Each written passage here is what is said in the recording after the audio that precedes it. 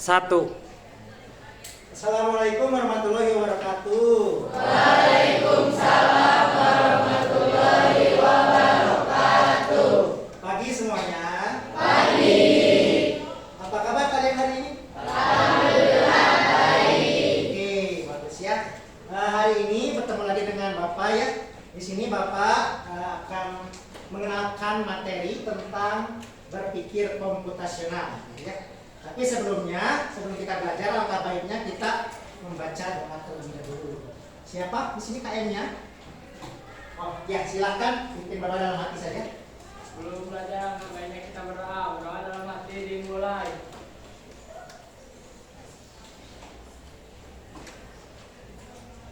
Selesai.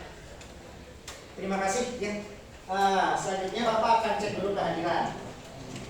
Ada yang tidak hadir hari ini? Siapa? Anggina. Anggina kenapa?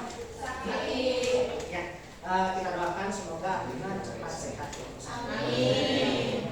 Oke, sebelumnya supaya lebih semangat kita coba gira-gira dulu ya.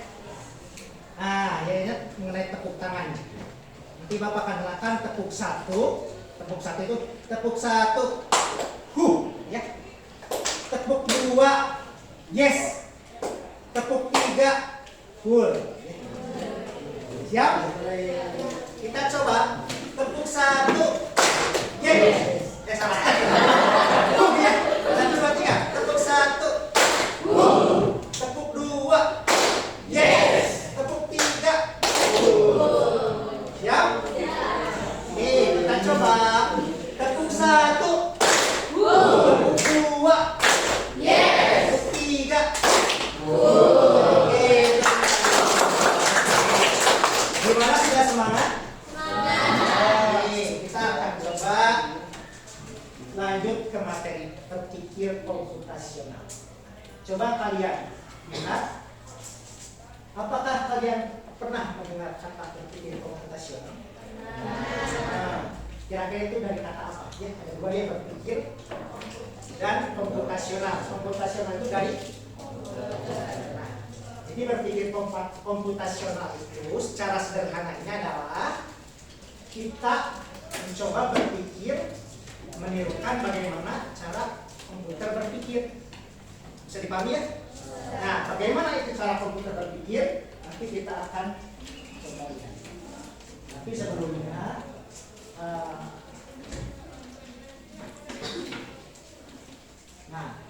Bapak akan perlihatkan dulu tujuan pembelajaran kita hari ini. Yang pertama, menjelaskan pengertian dekomposisi dan pengenalan pola dalam berpikir komputasional. Nah, di sini nanti kita akan tahu apa itu arti dekomposisi dan juga pengenalan pola. Yang kedua, menerapkan dekomposisi untuk memecah masalah besar menjadi sub masalah yang lebih kecil. Dan yang ketiga, menerapkan pengenalan pola untuk mengidentifikasi tren data dan membersihkan data sederhana. Nah, jadi tujuan pembelajaran kita hari ini adalah yang tiga ini ya. Akan ada dekomposisi dan pengenalan pola. Jadi berpikir komputasional itu secara sederhananya adalah langkah-langkah untuk memecahkan masalah, ya. Apa? Langkah-langkah untuk memecahkan masalah dengan cara dekomposisi dan pengenalan pola. Itu. Nah, kita akan mendalami dulu apa itu dekomposisi. Nah, ini pengertiannya, berpikir komputasional dan cara berpikir untuk memecahkan masalah dengan cara yang logis dan sistematis. Itu yang harus digarisbawahi, logis dan sistematis. Makanya tadi kita akan memecahkan masalah dengan proses satu, dekomposisi, dua, pengenalan pola. Apa fungsinya? Nanti ini bisa diterapkan di kehidupan kalian sehari-hari. Kalian sering menemukan masalah? Sering ya, contoh kecil misalkan dalam lingkup sekolah. Di kelas ini, apakah pernah melakukan pemilihan ketua murid? Pernah ya, KM. Apakah KM itu dipilih hanya dengan intuisi seseorang? si itu dan teman baik saya. Si itu udah pasti pro ke saya. Apakah begitu? Ya. Itu pasti kalian sudah tahu bahwa dalam suatu pengambilan keputusan akan melalui proses berpikir komputasional, di mana di sana ada langkah-langkah untuk memecahkan masalah tersebut. Untuk apa? Untuk menghasilkan solusi yang lebih baik, gitu ya. Bisa dipahami? Nah, itu. Jadi dalam berpikir komputasional itu sebetulnya sudah dilakukan dalam kehidupan kita sehari-hari. Contoh, kalau mau bikin HM, kamu lihat dulu kandidatnya dipilih. Apakah dia rajin sekolah? Apakah prestasinya bagus? Apakah dia hanya atau sering bolos? Yang mana yang akan kalian pilih misalkan? Jadi setiap keputusan yang kalian ambil itu harus berdasarkan data. Berpikir komputasional secara garis besar itu adalah cara kita mengambil keputusan berdasarkan pengolahan data.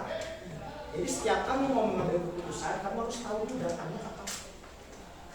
Nah, cara garis besarnya seperti itu. Berpikir komputasional adalah seperti itu. Bisa ya? Selanjutnya, tadi apa? Pengolahan data. Pengolahan data itu biasanya dalam ilmu komputer ada 4 ya. 1 dekomposisi, 2 pengenalan pola, terus abstraksi, lalu algoritma. Nah, keempat ini akan dilalui oleh komputer untuk menghasilkan suatu produk atau suatu keputusan yang sangat-sangat bagus. Contoh sederhananya, kamu misalkan searching di handphone. Ada yang pernah belanja di Shopee? Nah ya, sering. Terus kamu searching tentang produk. Terus rekomendasi yang keluar produk yang bagus atau produk yang jelek? Bagus. Terus misalkan kalian sedang searching YouTube, mencari informasi, nanti algoritmanya akan membawa kalian ke konten yang bagus atau yang buruk. Minimal yang viewersnya banyak. Nah, itu sudah ada dalam kehidupan sehari-hari kita. Bagaimana berpikir komputasional itu sudah kita kenali dan menjadikan produk itu kita nikmati. Nah, kita akan lanjutkan ke pengertian dulu dekomposisi. Nah, dekomposisi adalah proses memecah masalah yang besar dan rumit menjadi bagian-bagian atau sub masalah yang lebih kecil dan lebih mudah dikelola. Penting gak ini? Sangat penting ya. Kenapa? Misalkan kamu diberikan tugasnya cukup besar gitu. Kamu harus melaksanakan pemilihan OSIS di panitia. Kan banyak sekali tugas yang harus kalian lakukan. Kalau berpikirnya secara garis besar itu kalian akan bingung, betul? Apa yang harus kalian lakukan? Mungkin siapa yang pernah terlibat kepanitiaan OSIS ya? Apa yang harus kalian lakukan? Pecah dulu masalahnya. Kita menjadi, kita tentukan kandidatnya. Kita akan cari ruangan-ruangan untuk pemungutan suara. Kita akan bentuk panitia dan sebagainya. Contohnya seperti ini. Contoh masalah besar, menyiapkan makan siang untuk keluarga. Kita akan dekomposisi. Ini kita pecah menjadi masalah yang lebih kecil. Menjadi ada 6. 1. Ada yang mau membacakan? Belajar mungkin? Pertama, menentukan menu makan siang. Ya, kedua, membeli bahan-bahan yang diperlukan. Dan ketiga, mempersiapkan bahan-bahan seperti mencuci atau memotong. Dan 4, memasak setiap hidangan. 5, menyajikan makanan di meja. Dan terakhir, 6, membersihkan peralatan makanan. itu ya. Jadi dalam suatu masalah kita akan dekomposisi menjadi sub-sub masalah. Ini adalah gambaran yang paling sederhana bagaimana cara berpikir komputasional. Nanti kita akan coba mengerjakan dekomposisi ini dalam RAPD. Sampai sana ada yang belum paham? Bisa ya? Jadi kesimpulannya dekomposisi adalah memecah masalah besar menjadi sub masalah yang kecil. Itu baru satu tahapan. Ya. Dan tahap yang kedua adalah di sini ada pengenalan pola. Pengenalan pola adalah kemampuan untuk menemukan kesamaan, tren atau keteraturan dalam data atau informasi. Dengan mengenali pola, kita bisa memahami masalah dengan lebih baik, bahkan memprediksi apa yang akan terjadi selanjutnya. Ya, jadi pengenalan pola ini berfungsi untuk memprediksi apa yang akan terjadi selanjutnya. Contoh, kalian sedang browsing, terus kamu browsing sesuatu. Nah, nanti ada algoritma khusus yang akan menampilkan kategori-kategori itu. Pernah nggak gitu? Misalkan kamu sedang searching di Shopee alat-alat belajar, nanti muncul di Instagram rekomendasi belanja. Ada yang pernah seperti itu? Nah, komputer juga sama seperti itu, pengenalan pola. Kita cenderung tertarik dengan barang apa, nanti akan muncul rekomendasi. Jadi pengenalan pola itu untuk prediksi. Ya, ini akan sangat bermanfaat untuk kehidupan kita. Nah, contoh lain misalkan ya, kamu mau pergi ke Bandung, tapi kamu takut macet. Kamu tahu, misalkan dari data hari Senin sampai Jumat, biasanya macetnya jam segini, hari Sabtu jam segini. Nah, dengan kamu tahu pola seperti itu, kamu bisa menghindari macet atau tidak? Bisa ya. Jadi sangat penting untuk belajar pengenalan pola untuk diterapkan di kehidupan. Ya. Nah, kita akan lanjutkan. Nah, ini contoh yang paling sederhana. Bayangkan kamu punya daftar nama temanmu yang hadir di pesta. Andi, Budi, Susi, Andi, Cinta, Budi. Apa pola yang kamu temukan? Ada nama yang muncul berulang kali. Ini disebut duplikasi. Kita bisa eliminasi. Dari yang tadi Andi, Budi, Susi, Andi, Cinta, Budi menjadi Andi, Budi, Susi, Cinta. Udah aja, kita akan fokus ke sana.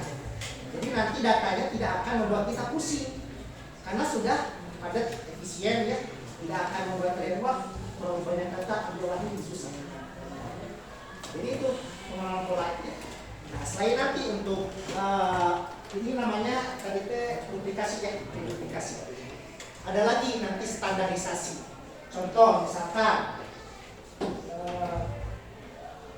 Andi, Budi, Susi, Cinta. Ada lagi misalkan namanya Tia, tapi T-nya kecil misalkan.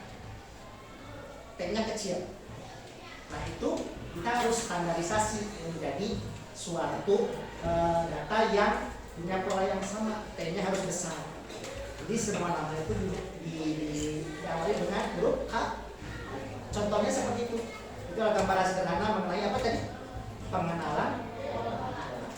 Jadi untuk berpikir komputasional ada 4 tahap. Yang pertama itu ada dekomposisi, ada pengenalan pola. Nah, yang ketiga ada abstraksi. Apa itu abstraksi? Kalau abstraksi itu adalah pengeliminasian data yang tidak penting. Contoh, pemilihan OSIS tadi. Kita pertimbangkan data. Apakah siswanya harus pintar? Penting nggak itu? Penting. Apakah siswanya harus taat aturan? Penting. Apakah siswanya harus tinggi badannya 170? Penting. Enggak. Itu kita bisa abstraksi. Ya. Itu yang ketiga. Ya. Dan yang terakhir itu ada yang namanya algoritma. Algoritma itu menjadikan suatu hasil dari pengolahan. Ya. Tapi kita akan fokus pada nomor 1 dan nomor 2 dulu. Ya. Oke, nanti kita akan coba menggunakan LKPD-nya.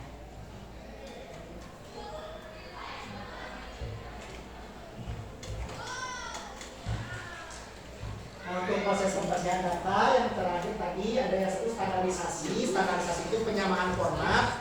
Contoh misalkan tadi nama orang, ada yang huruf kapital, ada yang huruf kecil, ada yang awalnya huruf kapital saja. Kita harus samakan data itu supaya menjadi data yang baik. Ya. Terus ada mengatasi outlier. Itu kita akan melihat data yang aneh. Kalau ada data yang aneh, misalkan cuaca di Indonesia 28, Senin, Selasa 27, Rabu -5, Kamis -8. Ada yang ganjil nggak? Ada yang ganjil nggak? Itu outlier. Mana mungkin di Indonesia minus ada salju nggak? Nggak gitu. Indonesia itu 24, 25, gitu ya. Kalau misalnya ada yang aneh, itu namanya outlier. Itu data yang salah. Kamu harus cari sumber lain untuk memperbaiki data itu ya. Lalu yang ketiga, mengatasi missing values. Apa artinya missing? Hilang. Values, nilai. Kadang-kadang data itu ada yang tidak tercantum. Hari ini suhu sekian, hari Selasa suhu sekian, hari Rabu kosong. Ada yang seperti itu. Kamu harus cari sumber lain. Hari Rabu itu suhunya berapa? Dan yang terakhir, deduplikasi. Kadang ada data yang ganda. Sampai sana mengerti? Nah, kalau mengerti, Bapak akan kasihkan ke KPD. Silakan diskusikan secara berkelompok nanti presentasi ya.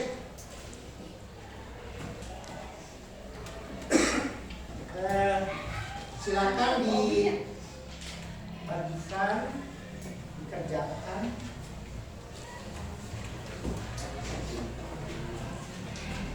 Kelompok.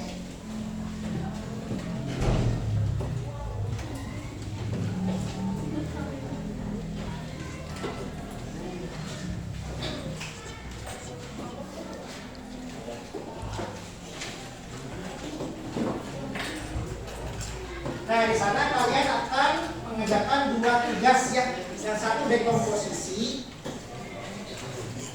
Kalian pilih masalah yang besar dan dekomposisi menjadi sub masalah yang lebih kecil. Ini salah satu masalahnya. Yang kedua adalah pengenalan pola. Kalian ada beberapa pola di sana yang harus dirapihkan. Ya. Dan yang ketiga, di sini ada pembersihan data. Kalian akan menyamakan format berdasarkan tadi ya, standarisasi, mengatasi outlier, mengatasi missing values dan identifikasi. Kira 5 menit bisa? Ya, silahkan nanti keluarga berpresentasi.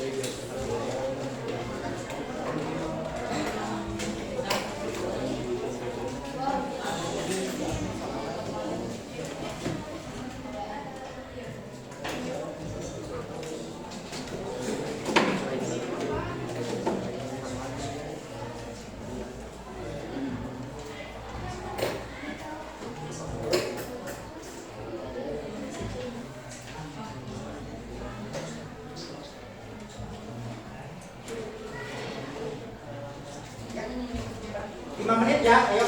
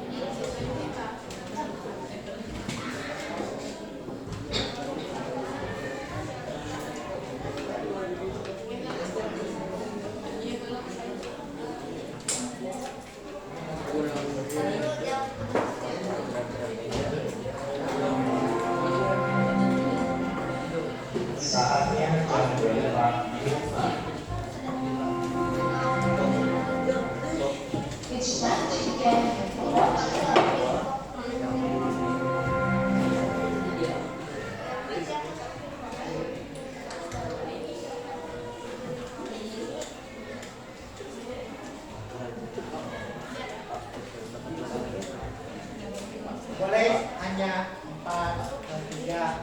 Yang penting kita pecahkan masalah-masalah tersebut menjadi masalah yang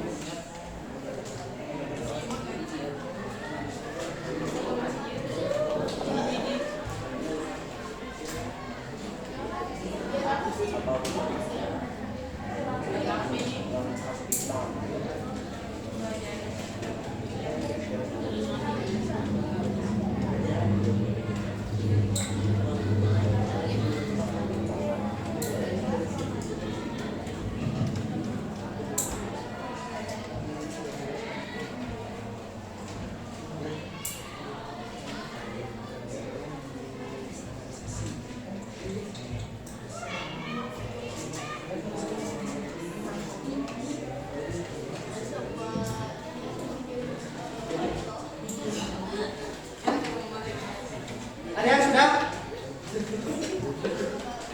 Kayaknya kelompok penajak.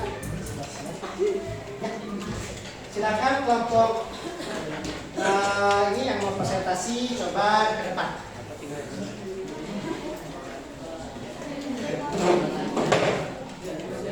Ya sama peran Anda sini. Bagian komposisinya siapa? Penerapannya siapa? Yang lain silakan perhatikan. Assalamualaikum warahmatullahi wabarakatuh.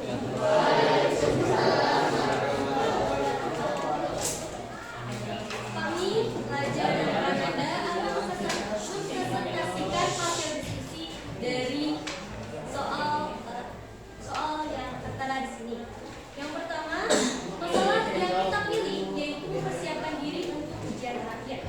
Dari komposisi, masalah langkah-langkah hasilnya yaitu pertama, mengenali mata pelajaran yang akan diuji saat nanti. Yang kedua, belajar dan memahami pelajaran tersebut. Dan yang ketiga, mencoba beberapa latihan soal. Dan yang keempat, berdoa dan berharap agar dilancarkan saat ujiannya. Yang B, aktivitas pengenalan pola akan dijelaskan oleh Prananda.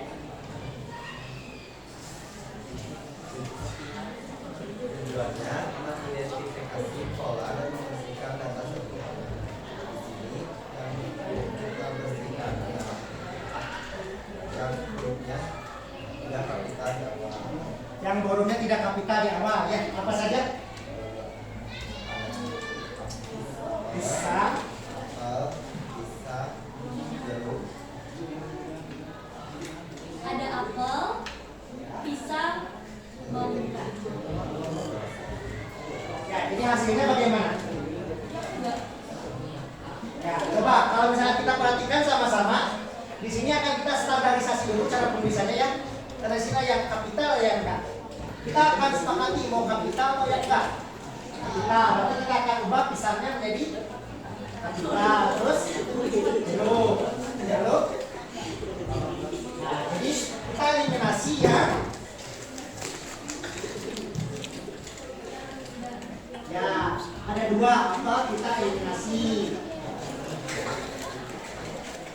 Lalu kita ubah ini menjadi Grup kapital ini pisang, kita eliminasi 1. Ya, jadi hanya ada apel, pisang, jeruk, dan mangga. Gitu ya. Oke, terima kasih. Tepuk tangan untuk Pertanyaannya, wassalamualaikum warahmatullahi wabarakatuh. Waalaikumsalam. Ya, sampai sana bisa dipahami. Jadi pada proses pembelajaran kali ini kita simpulkan ada berapa materi? 1 dekomposisi. Jadi memecah masalah dari yang besar menjadi sub masalah yang kecil. Lalu ada pengenalan pola. Pengenalan pola itu untuk merapihkan data, ya. Nah, itu akan sangat berguna untuk kehidupan kalian. Jadi berpikir komputasional itu sekali lagi tadi adalah untuk memecahkan masalah secara efisien, ya. Bisa dipahami? Oke, Bapak kira cukup untuk pelajaran hari ini, ya. Nanti untuk tugas di sana di AKPD masih ada yang subuh, data-data subuh. Nah, kalian coba lakukan pembersihan data untuk data suhu dan kondisi cuaca. Oke, Bapak kira cukup untuk mengakhiri pembelajaran hari ini. Kita akan tutup dengan ucapan hamdalah sama-sama. Alhamdulillah. Oke, terima kasih. Ya. Assalamualaikum warahmatullahi wabarakatuh. Waalaikumsalam warahmatullahi wabarakatuh.